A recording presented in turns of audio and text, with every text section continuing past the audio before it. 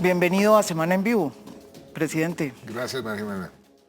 Esta es, yo le hice una entrevista cuando estaba después de su reelección y ahora faltando 20 días antes de que salga del gobierno y del poder. Yo quería proponerle un viaje. Sí, es un viaje. ¿Usted y yo juntos? No juntos, sino un viaje a través de la historia reciente, porque yo creo que es interesante pararnos en momentos específicos de estos 8 años. Y yo lo quiero parar en uno que a mí siempre me ha parecido que de alguna manera sintetiza su gobierno y su legado, porque es la mejor noticia al lado de la derrota más grande, que es el día en que perdió usted el plebiscito. Presidente, ¿usted no se arrepiente de haber metido al país en ese berenjenal del plebiscito? Usted insiste en eso. ¿Y qué pasó cuando perdió el plebiscito? Pues era algo que no me esperaba, por supuesto. Yo estaba convencido que íbamos a ganar. O sea, yo no había contemplado la posibilidad de perder. Cuando salieron los resultados finales, pues para mí fue algo totalmente sorpresivo, no sabía bien cómo reaccionar. Sí. Y acudí a algo que ha sido muy útil en mi vida y en el gobierno, y es encontrarle una salida buena a una situación tan dramática y tan complicada como había sido la pérdida del plebiscito. Entonces, por eso fue que salí, reconocí inmediatamente, porque mucha gente me dijo, no reconozca, es que ahí el huracán Mitchell y todo lo que sucedió ese día, y como fue por tan poquito que si yo no reconocía, pues podía continuar, pero no, hay que reconocer y más bien aprovechar la coyuntura para salir mejor que antes. Y eso fue lo que hice, fue recoger a los del no, sentarlos en una mesa, decirles, bueno, ¿cuál es su preocupación? ¿Qué es lo que a ustedes no les gusta de este acuerdo? Paralelamente, hablamos con las FARC, esto hay que renegociarlo, no en lo fundamental, pero sí en muchos aspectos que de pronto los de no tienen razón, y vamos a iniciar ese proceso. Lo iniciamos y más o menos el 95% de lo que propusieron los del no se incorporó en el nuevo acuerdo. Ese 5% que no se incorporó eran cosas que realmente hubieran dado al traste con el acuerdo, con la paz. ¿Qué eran cuáles? Por ejemplo, que era que los comandantes no podrían participar en política. Eso, la esencia misma del proceso de paz es que los comandantes de una insurgencia dejen las armas y se incorporen a la vida política y democrática. ¿Cómo les vamos a prohibir eso?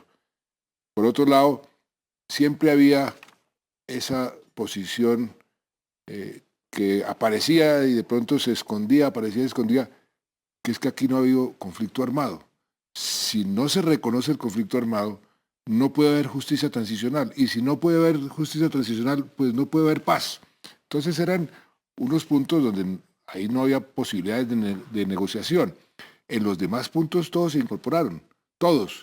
Pero fíjese que usted tiene, después de esa larga negociación, bueno, no fue tan largo, pero fueron 2 meses, siempre fue bastante tiempo, meses intensos.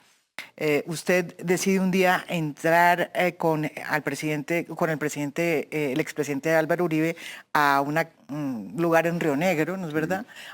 Tienen una cita ahí. Y usted decide, de un momento a otro, oyéndolo a él, decide que no se va a poder llegar a un acuerdo. ¿Por qué si había tantas cosas en común, ¿por qué nunca se llegó a un acuerdo?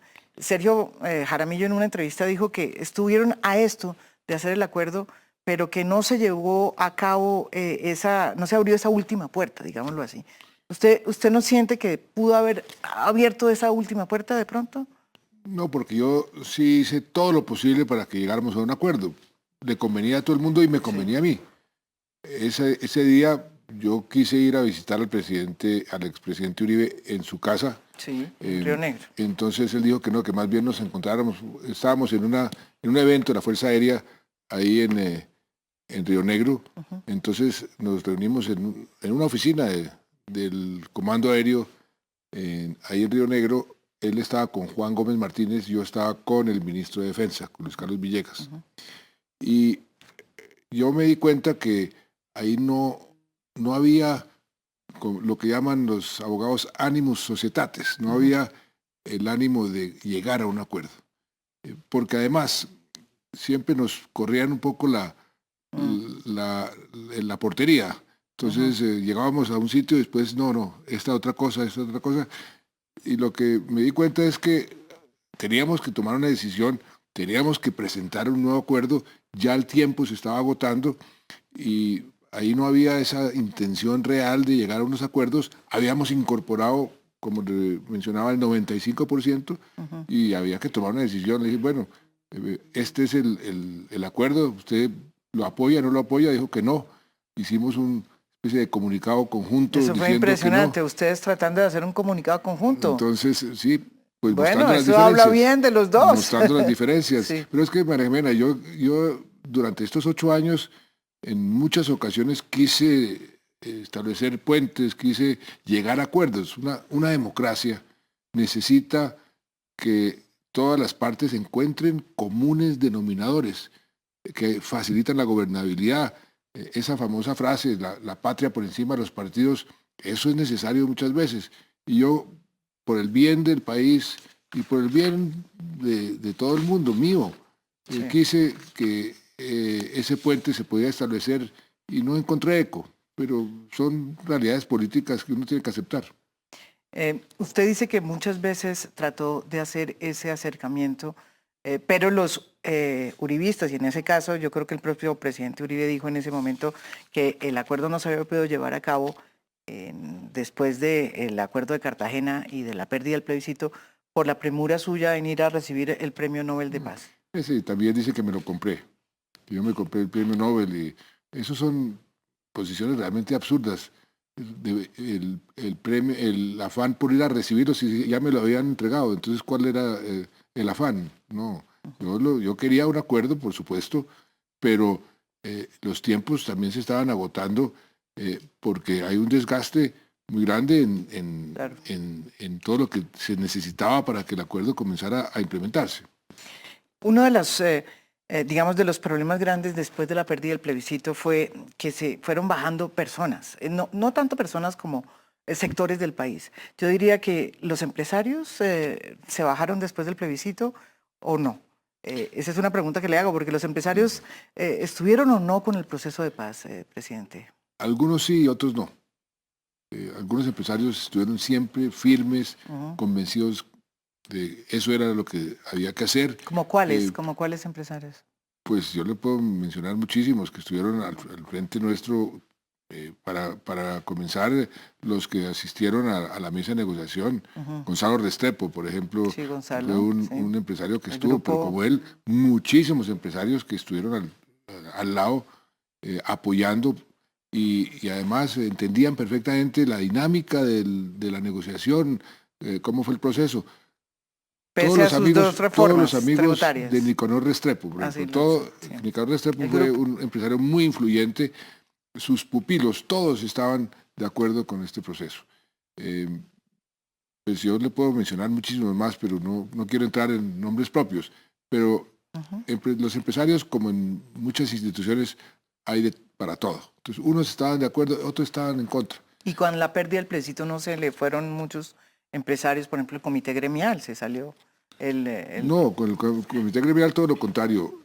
Hubo una intención de que ellos querían participar en la implementación de los acuerdos. Y creamos un comité, Sí, es cierto. le dimos mucho juego, ellos aportaron, se reunían cada semana, hacían comentarios, la implementación de tal cosa, la implementación de tal otra, inclusive tuvimos reuniones bilaterales conmigo en muchísimas ocasiones.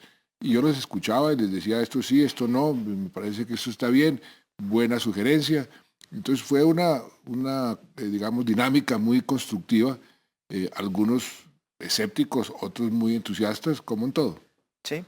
¿Y usted qué diría de la iglesia? Porque la iglesia también La iglesia es se una de las dividió, grandes. lo mismo que los empresarios, la iglesia estaba dividida. Porque la iglesia jugó un papel muy importante Sí, también en en la contra, derrota en del contra. plebiscito, porque Porque estaba. mucha gente se creyó el cuento de la ideología de género. Eso fue tal vez lo que más nos costó.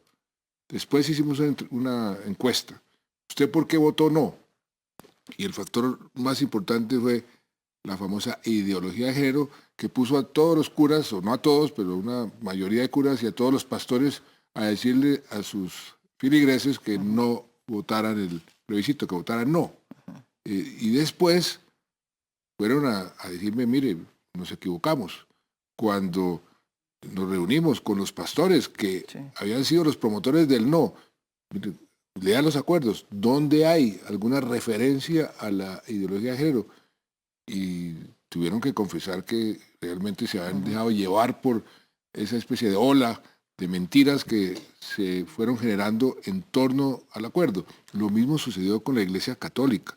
El propio Papa Francisco, cuando vino, me dijo, es que así como usted ha tenido divisiones, yo también frente a este proceso, y en cierta forma los emparejó cuando tuvo la reunión No vino con acá. los obispos cuando vino acá, diciéndoles, no señores, ustedes todos tienen que estar detrás de este proceso porque esto es realmente lo que representa nuestro pensamiento y nuestra intención.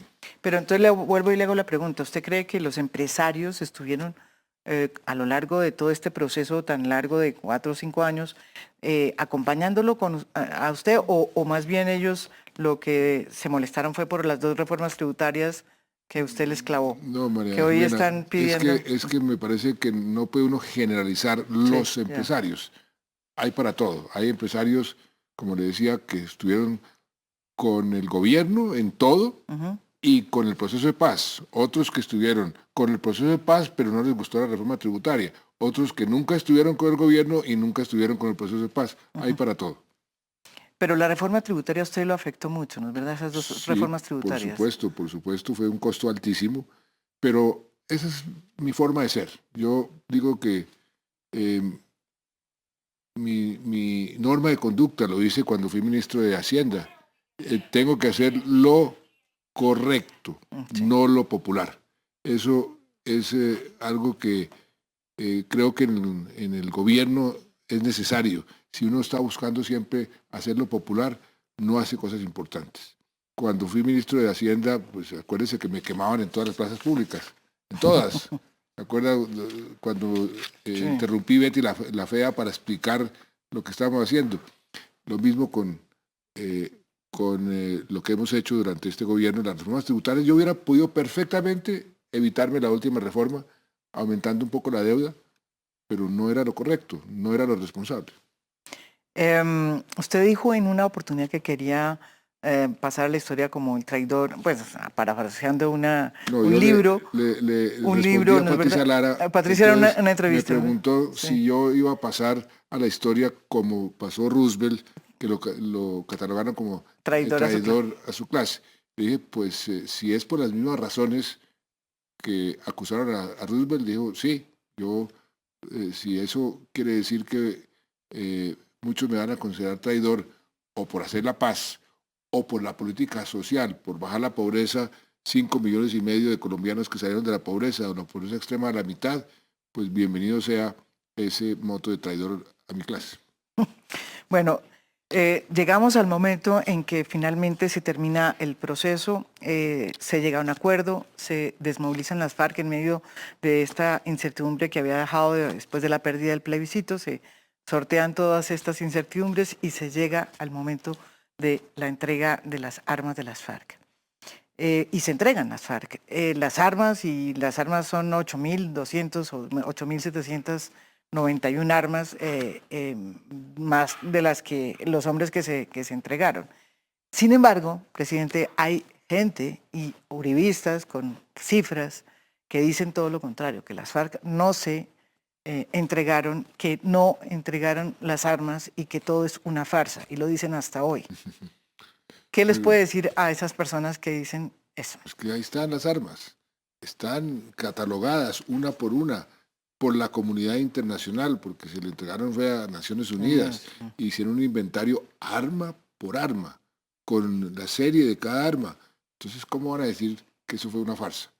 Por Dios, es que eso es lo que ha sucedido con el proceso de paz, que ha sido el proceso de paz más calumniado tal vez en la historia reciente, no lo digo yo, lo dicen los expertos que han hecho seguimiento a los procesos. Es increíble lo que se han inventado. Acuérdense lo que decían, que íbamos a entregar, que yo ya había firmado un acuerdo secreto para que los miembros de las FARC fueran los nuevos policías, que yo iba a acabar con el ejército, que la propiedad privada estaba ya en tela de juicio.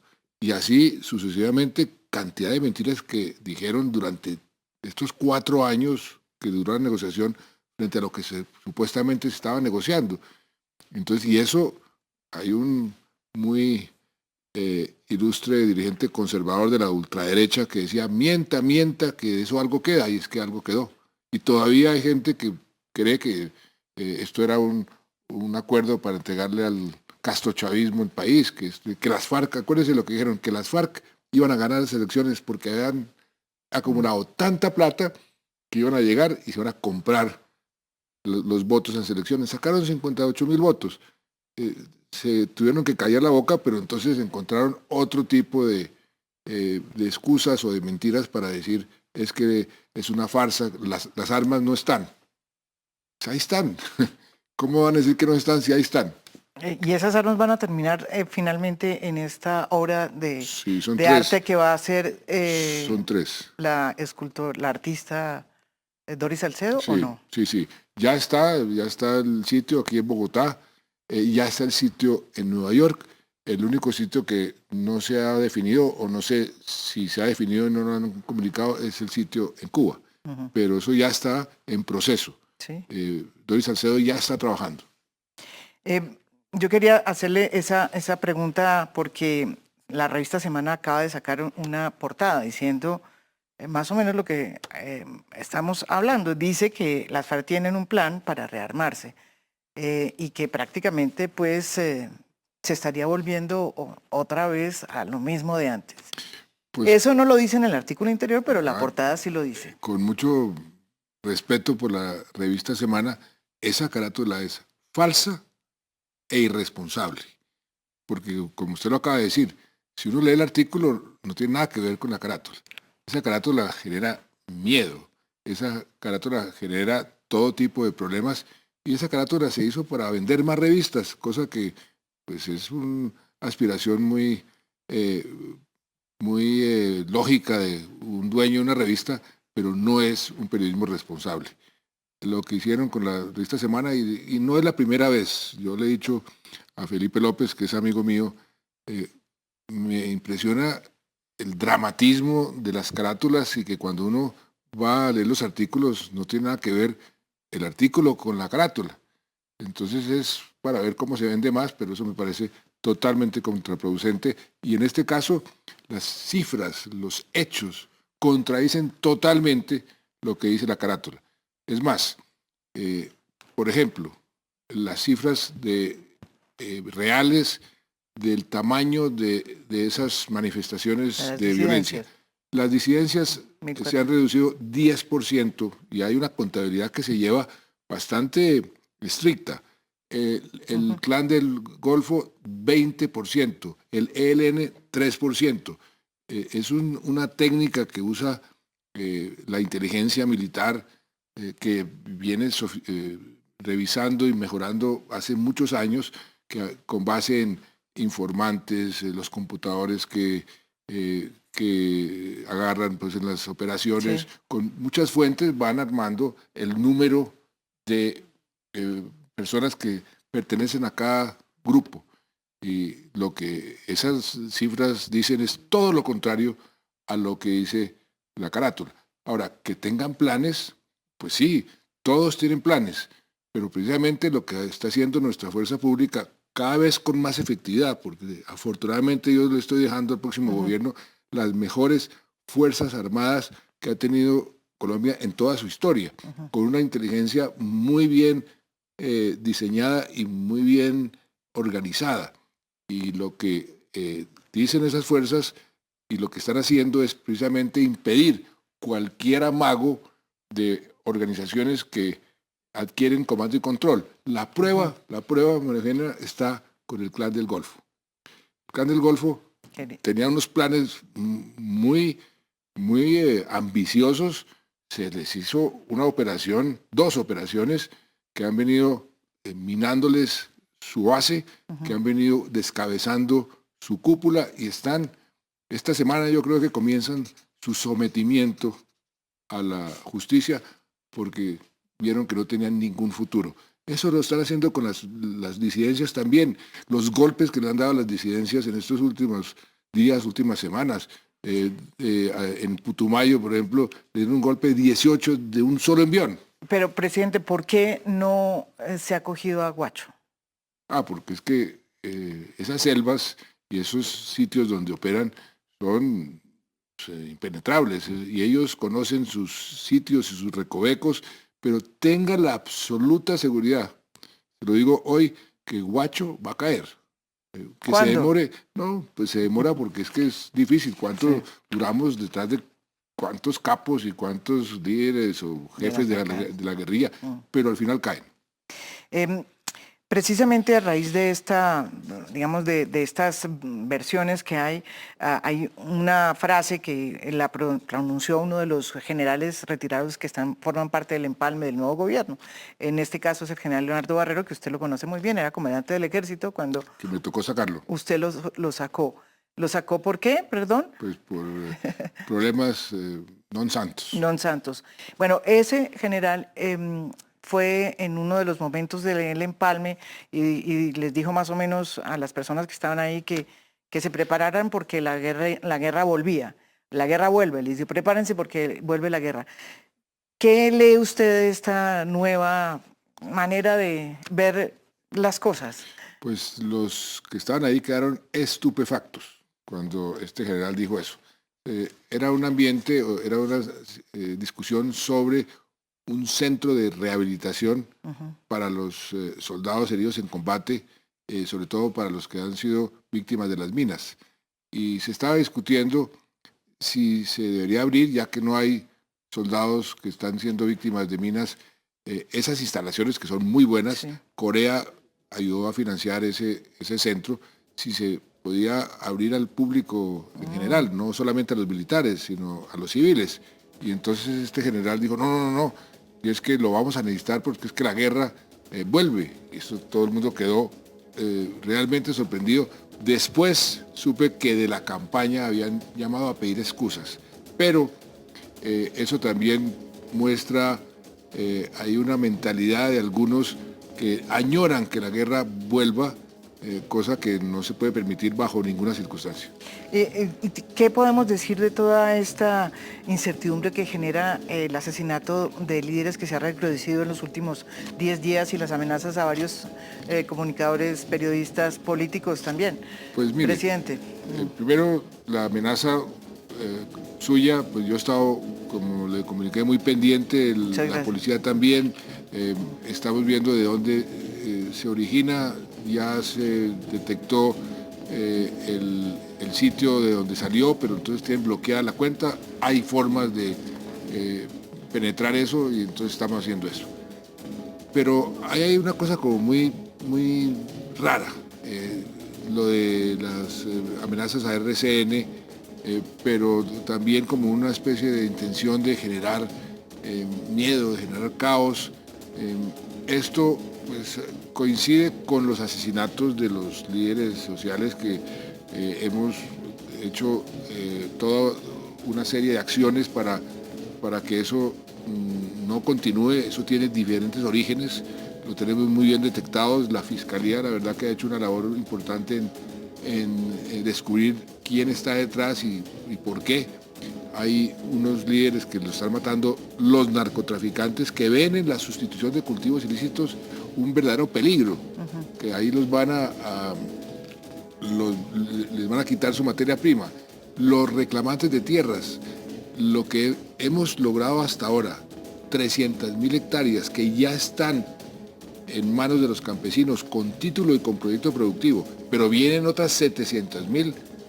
Hay muchos dueños de esas 700.000 hectáreas que son personas que desplazaron a los campesinos a punta de fusil y no quieren que les quiten sus tierras, entonces están asesinando a los líderes que están promocionando la reclamación de tierras. Y por supuesto está también esa disputa entre las diferentes bandas criminales, con el ELN incluido, de los corredores que todavía permanecen, que dejaron las FARC. Entonces son diferentes orígenes y entonces otros que están tratando de pescar el río revuelto. O sea que es una situación que estamos afrontando, que tenemos que ser cada vez más efectivos en solucionarlo, pero que no es como dicen algunos, que fue que fracasó la paz, como dice la carátula de la revista Semana. Presidente, espero que me acompañe la próxima media hora, pero por lo pronto nos vamos a una corte de comerciales.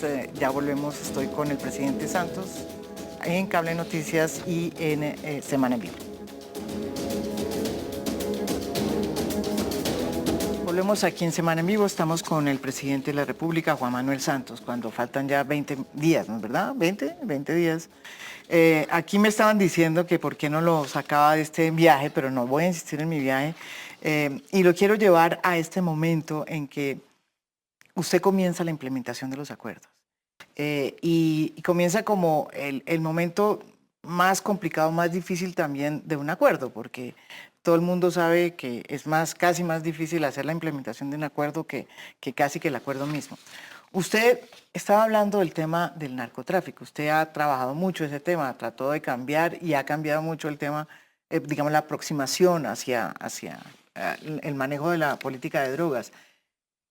¿Qué podría decirle usted al nuevo gobierno que tendría que hacer para evitar que se siga extendiendo los cultivos de coca en Colombia? Que fue uno de los dramas que tenemos hoy en este momento. Usted habló de la implementación de los acuerdos. Sí. Aquí hay que explicarle muy bien a la opinión pública algo que a veces muchos no captan.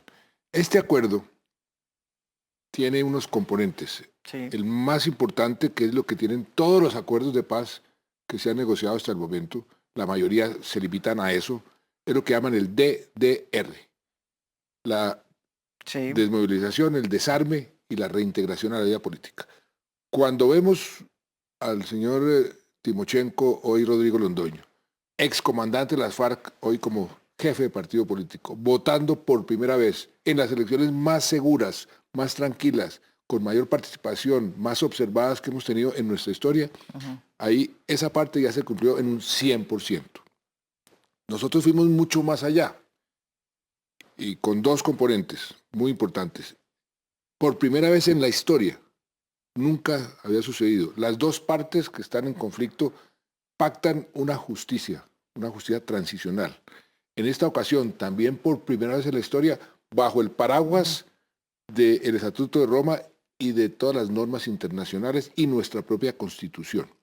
A propósito, hoy estuve por primera vez en la JEP con todos los magistrados, además conociendo sus instalaciones. Hoy recibieron los informes de la Fiscalía frente a delitos como reclutamiento de menores o los falsos positivos. Ya eso está marchando. El mundo entero está enloquecido por ese precedente que se está sentando para otros procesos de paz.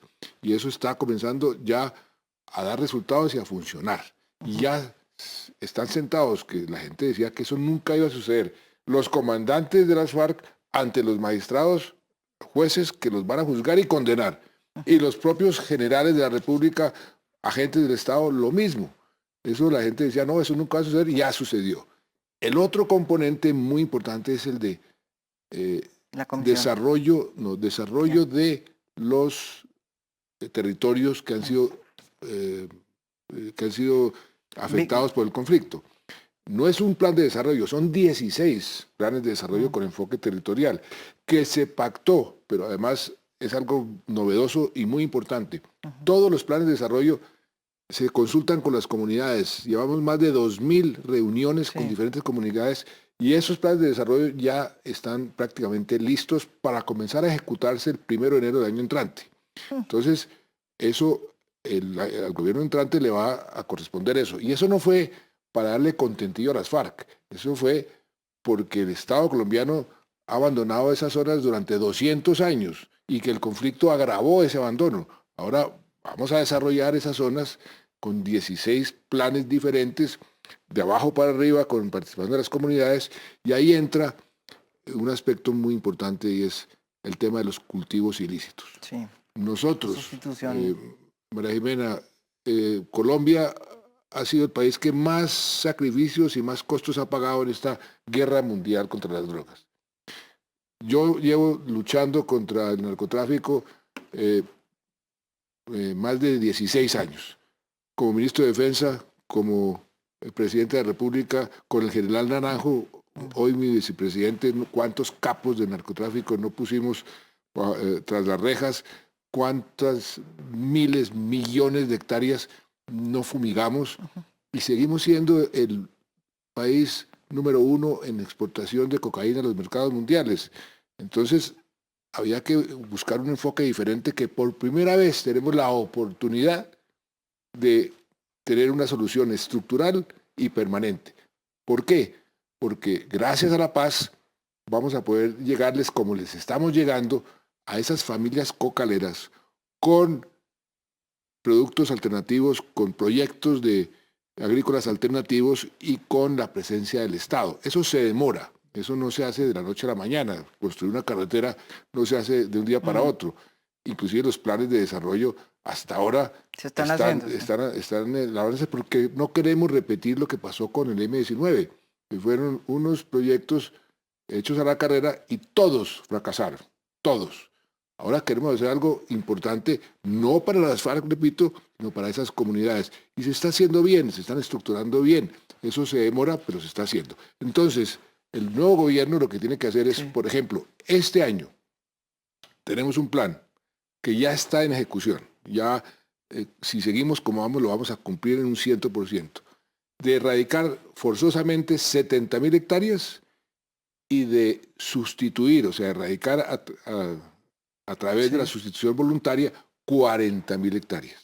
Son 110.000 hectáreas, más de la mitad de la coca que está hoy sembrada, con un factor adicional, María Jimena, muy importante, clave, que antes uno fumigaba o erradicaba y al otro día volvían a sembrar. La resiembra en estas circunstancias, precisamente porque hay presencia del Estado, es mínima. Y eso es lo que nos va a permitir dejar de ser el primer país exportador de cocaína a los mercados mundiales. Pero, presidente, esos proyectos quedan un poco en ciernes, porque pues usted sale en 20 días y le va a tocar al próximo gobierno asumir esos desafíos. ¿Y usted cree que Iván Duque los va a asumir? Él ya ha hablado que está pensando seriamente en... creo que le oí decir, de pronto me equivoco, no sé si usted tocó ese tema cuando se entrevistó con él, estaba reacio a seguir haciendo reeducación manual, pero de pronto me equivoco. Si ellos deciden volver a retomar otra vez, no los drones, sino la fumigación y abandonar la erradicación manual, sería un error. ¿Qué podría pasar, según usted? Pues fracasan. Volvemos al pasado que fracasó. Es que el pasado fracasó. No tuvimos el éxito que queríamos tener. No solamente Colombia, el mundo. Esta guerra contra las drogas que se declaró hace 45 años no se ha ganado. Una guerra que no se gana en 45 años es una guerra que se perdió. En el caso colombiano, nosotros fumigábamos 100.000 hectáreas por año. Inclusive llegamos con el general Naranjo a fumigar 110.000, no, 130.000 fue el nivel máximo. Y crecía los cultivos de coca. Eso dependía de otros factores. Por ejemplo, este crecimiento de estos últimos años se debe a una devaluación muy grande y se debe también a ese estímulo perverso que generó el haber negociado una sustitución voluntaria, porque inmediatamente dijeron, uy, aquí el Estado nos va a dar algún beneficio claro. por tener coca, y entonces sembraron más coca. Pero se está arreglando de esa forma y en forma permanente, eso es lo importante. Sería un error craso del gobierno. Además, Pero ya siguen creciendo, como siguen creciendo la presión, siguen creciendo los cultivos, no. presidente. Los cultivos ya comenzaron a disminuir y sustancialmente en estos últimos 6 meses eso se ha disminuido y se va a seguir disminuyendo. Como le digo, el año pasado erradicamos 53.000 hectáreas forzosamente. Este año vamos a hacer entre forzosa y sustitución 110.000. Y entonces vamos a cumplir en un año lo que acordamos con Estados Unidos para 5 años, porque hemos acordado un plan a 5 años para reducir a la mitad. Pues lo vamos a lograr en un año. Y eso hay que continuarlo. ¿Y usted le aconsejaría al próximo presidente que no se devuelva a hacer lo que hacíamos antes, que era la fumigación? Así es. La fumigación fue un fracaso. Además es costosísima. ¿Sabe cuánto cuesta fumigar una hectárea? ¿Cuánto nos costaba fumigar una hectárea? $16.000 por hectárea.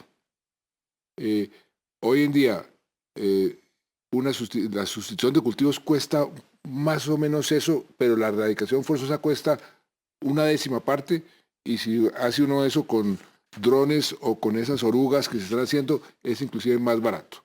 Entonces sería un error craso volver al pasado, sobre todo porque ya tenemos la experiencia y la prueba de que no funcionó. ¿Y usted le dijo eso al presidente electo Iván Duque cuando se entrevistó con usted? Pues no en tanto detalle. No en tanto detalle. Pero en el empalme sí, y se están dando cuenta. Y es que no hay alternativa, María Jimena. En muchas de las cosas que están sucediendo se han dado cuenta que no hay alternativas. Usted, por ejemplo, coge la lucha contra la pobreza. Lo que hemos logrado en la disminución, el índice de pobreza multidimensional, todas las políticas que hemos puesto en marcha, ¿qué? ¿La van a cambiar? ¿Van a ser algo más efectivo si hemos sido el país que más ha bajado la pobreza y la pobreza extrema de toda América Latina? ¿O la infraestructura? Este país está en un proceso de una verdadera revolución en materia de infraestructura, en las carreteras, en los puertos, en los aeropuertos. ¿Qué van a hacer? ¿Van a echar eso para atrás? ¿Qué alternativa tienen? Seguir adelante. En la educación, ya tenemos una política de primera infancia que ha sido muy exitosa, que lo que necesita es más recursos para tener más cobertura. Decretamos la educación gratuita para todos los niños y niñas del grado 0 al grado 11. Estamos construyendo 30.000 aulas, algo que se hubiera demorado 80 años si hubiéramos continuado al ritmo que veníamos, para darle jornada única a todos los colegios públicos. Y hemos aumentado en 20 puntos el acceso a la educación superior. ¿Qué van a hacer para cambiar eso? De pronto pueden poner más recursos, pero ¿de dónde los sacan para poder hacer más de lo que hicimos nosotros? Y yo le podría seguir haciendo el inventario de todo lo que hemos venido haciendo. La vivienda, 1.750.000 viviendas que hemos construido en estos 8 años. 1.750.000. Bajamos el déficit habitacional a la mitad. ¿Qué van a cambiar? Pues no sé, voy a preguntarle eso al presidente electo. Eso es uno de los grandes desafíos que tiene el nuevo presidente electo. Yo le quería preguntar 2 temas, porque se nos está acabando el tiempo. 2 temas. Venezuela. Usted ha sido muy duro desde que empezó toda esta decisión de Maduro de hacer elecciones que son desde antes de la constituyente. Desde la constituyente, ¿no es verdad? Ahí fue cuando la ruptura, porque eso sí era desconocer la democracia al estilo las repúblicas democráticas soviéticas de los años 60 y 70. Ahí fue cuando hicimos la ruptura. ¿Qué le diría a usted? Usted ha sido muy claro en decir que Colombia no va a participar en ningún evento que tenga que ver con una invasión a Venezuela.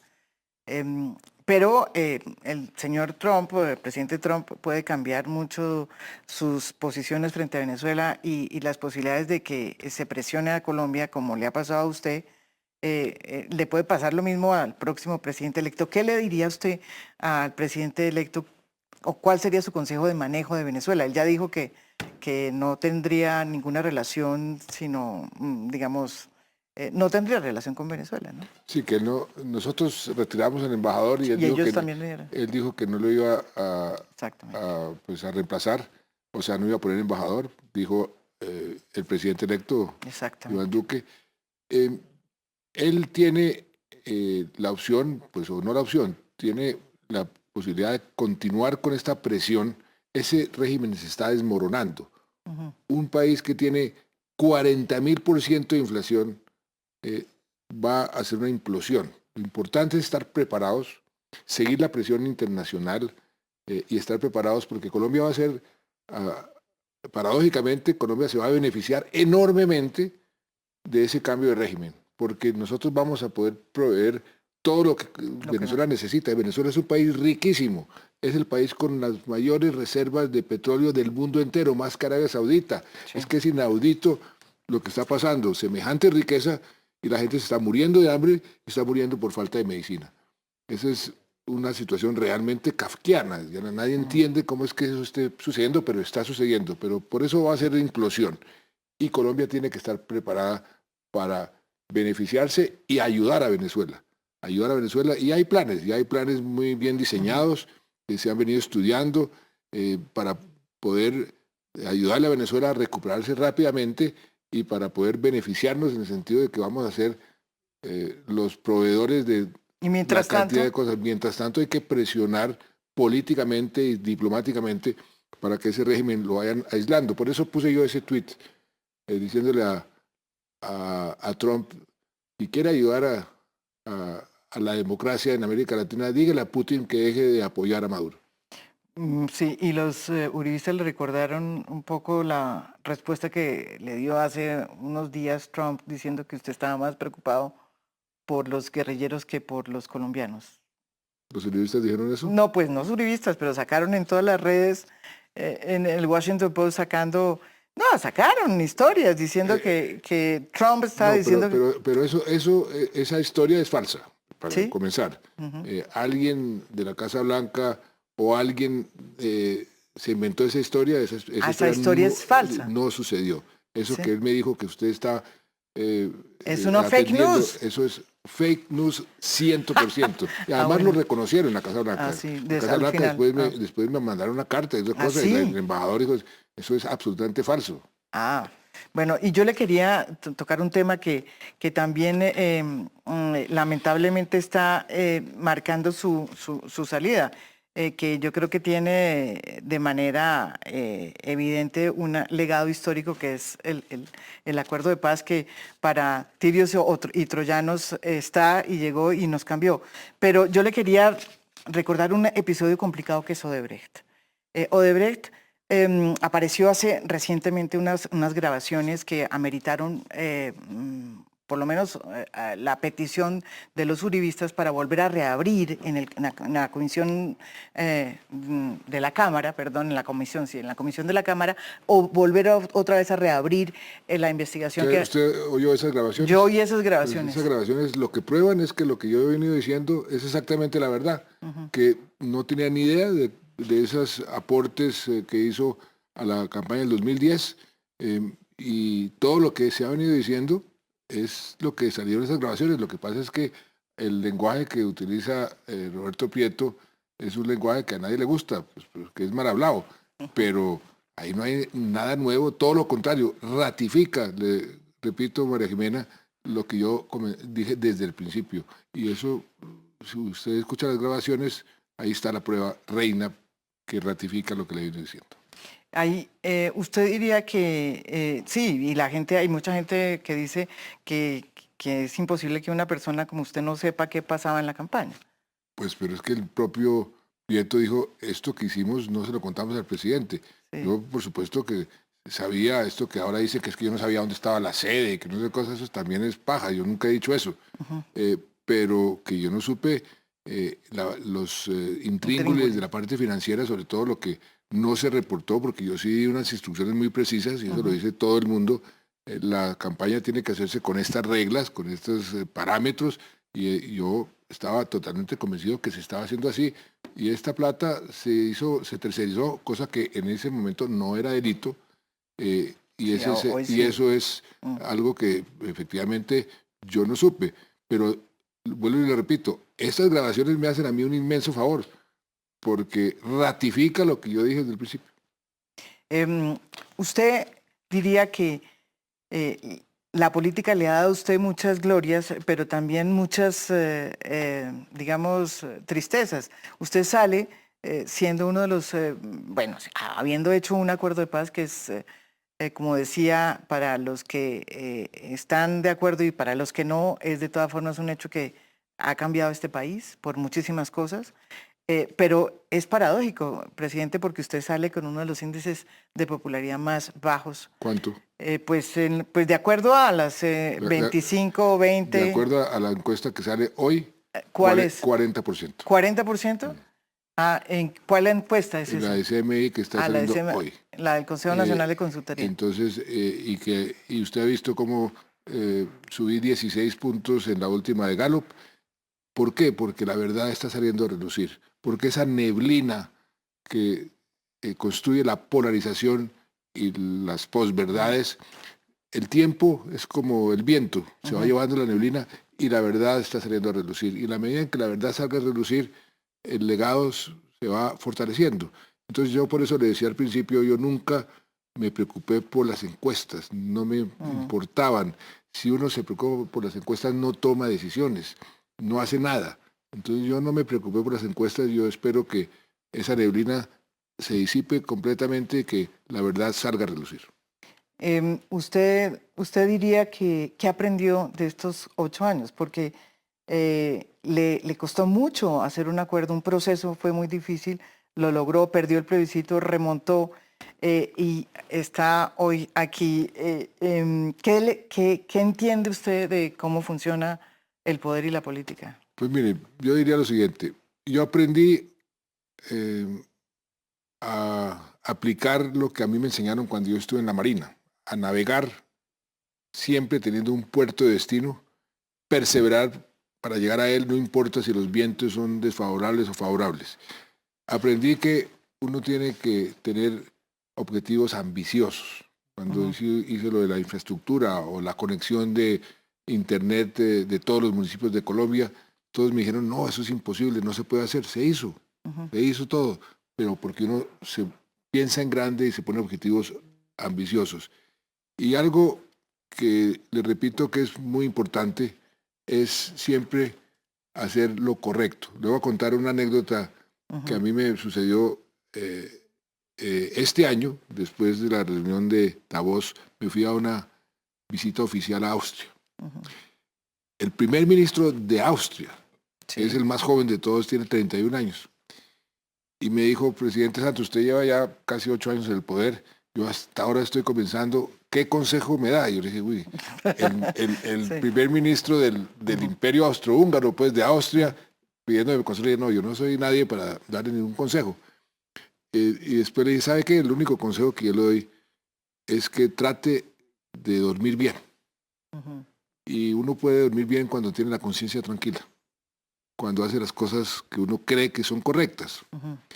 Pues él dijo, después como que asimiló, y esa noche me han invitado a una ópera allá en Viena, y entonces me mandó a decir, oiga, que ese consejo sí que le parecía que era el consejo adecuado, el consejo pertinente. Yo creo que ese consejo o esa forma de gobernar, de siempre hacer lo que uno cree en el fondo que es correcto. Se puede uno equivocar, yo me he equivocado 1000 veces, todos nos equivocamos, somos seres humanos, pero eso es muy importante, estar uno pendiente de qué dice la oposición, qué dicen los amigos, qué dicen muchos interesados. Sí. Eso es una fórmula de fracaso garantizado. Yo le dije a usted, yo le pregunté una vez, entre otras, muchas veces nos vimos para hacer el libro que terminé de escribir. y que usted no conoce, por lo demás, No. que usted no conoce, ¿Cuándo pero sale? salió ya. Ah, ¿ya salió? Ya salió, por acá lo tengo, se lo voy a entregar después. Ah. Pero se lo voy a entregar después, con mucho gusto, Ah, aquí se lo caray, entrego. no. Pero ¿Y me tiene a mí en la carátula? me lo tengo a usted en su carátula, de caray. pronto no le va a gustar, de pronto es la última vez que nos vemos. Espero que me guste. De pronto es la última vez que nos vemos, pero la verdad es que le quería hacer esta pregunta. Usted dice, y es cierto que usted tiene un legado que va a ser irrefutable, pero yo le tengo una recriminación como colombiana. A ver, por favor. Y es que deja usted un país dividido, presidente. O sea, Usted mismo me lo dijo en una oportunidad. Sí, esa es una usted de mis deja un grandes, país dividido. es una de mis grandes frustraciones, María Jimena. Si usted me pregunta a mí qué me molesta, digamos, de mi legado, es que este país está muy polarizado. No es solamente Colombia, el mundo está polarizando, las redes sociales. La política se volvió un juego de suma cero. O usted se gana todo, o yo me gano todo, o todo lo que yo me gano usted lo pierde. Y eso dificulta mucho encontrar comunes denominadores que son fundamentales para hacer gobernable cualquier democracia y hacer efectiva cualquier democracia. Eso infortunadamente ha sucedido aquí, está sucediendo en Europa, está sucediendo en Estados Unidos, en muchos países latinoamericanos. A mí me gustaría muchísimo poder decir que si el próximo presidente une este país, pues tendrá mi absoluto y total respaldo, porque esa unión es muy necesaria, sobre todo para continuar haciendo las cosas que deben continuar haciéndose o para corregir lo que tiene que corregirse. Si no, la gobernabilidad va a ser muy difícil. Y por último, ¿a qué se va a dedicar cuando salga del palacio? Voy a dedicarme a ensayar esa profesión que se llama el uso del buen retiro. ¿En qué sentido? A ver, no, usted no va a ser como como el expresidente Uribe. Usted no va a... Yo voy a ser como Belisario. Usted va a ser como Belisario. Sí. Es mi héroe. Belisario ¿Sí? Ha sido un gran expresidente y yo no ciertamente. voy a molestar a mi sucesor. ¿Y usted no va a defender Espero. el acuerdo si está el acuerdo de alguna manera en peligro Alguien en me algún pregun- momento? Alguien me dijo una frase muy bonita. Usted se va a ir a cuidar a Celeste, mi su nieta. sí. ¿Y quién va a cuidar la paz? La paz la deben cuidar los colombianos porque ellos son los dueños de la paz. Yo no soy el dueño de la paz. La paz no es Me mía, parece. no es de mi gobierno, es de todos los colombianos y todos los colombianos deben apropiarse de esa paz, defenderla, hacer todo lo que esté a su alcance para que se siga construyendo. Yo digo que la paz es como construir una catedral con cimientos sólidos, pero ladrillo por ladrillo, poco a poco. La paz comienza en nuestros corazones, en el alma de todos y cada uno de los colombianos, y eso va a tomar tiempo, pero son los colombianos los dueños de la paz. Hoy les dije a los magistrados de la JEP, ustedes tienen una gran responsabilidad, tienen que demostrarle al mundo y a los colombianos con resultados que esta paz está funcionando y que va a ser una paz para siempre. Y la JEP va a cumplir un papel muy importante, pero esa es una partecita.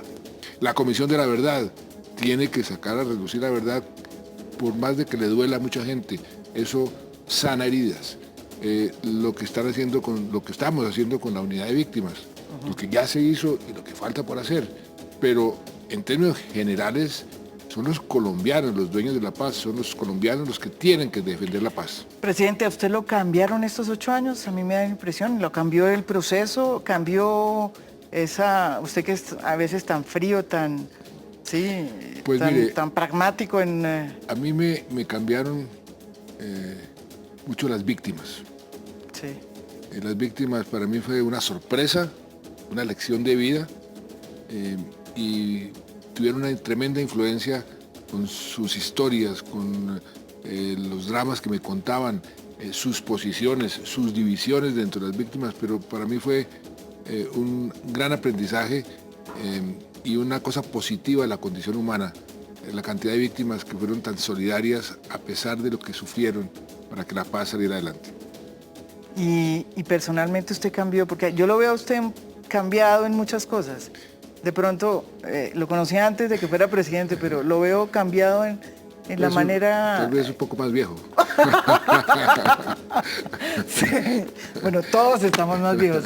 Presidente, muchísimas gracias. No, a usted, Yo espero que venga, me va a mire, entregar el le libro. entrego el libro, Muchas gracias, muchas gracias. espero que lo lea y me, Lo leeré con y me mucho cuenta detenimiento si es que me quiere contar después, me quiere hablar. Pero realmente le agradezco que venga acá, espero que tenga un futuro como siempre lo va a tener, un futuro promisorio de expresidente a lo Belisario, como dice usted. Un saludo aquí también al expresidente Belisario. Somos tendencia nacional, presidente. Pues muchas gracias. Muchísimas gracias a usted y espero tenerlo de expresidente porque podemos hablar de otras cosas. Pero acuérdense que yo me voy a retirar de la política, de manera que ¿Ah, yo, sí? yo no ¿Ni quiero siquiera? venir a programas. De pronto nos escribimos. Bueno, está muy bien, está bien. Nos escribimos, presidente. Muchísimas gracias a ustedes y los espero mañana con otro tema internacional. Muy buenas noches.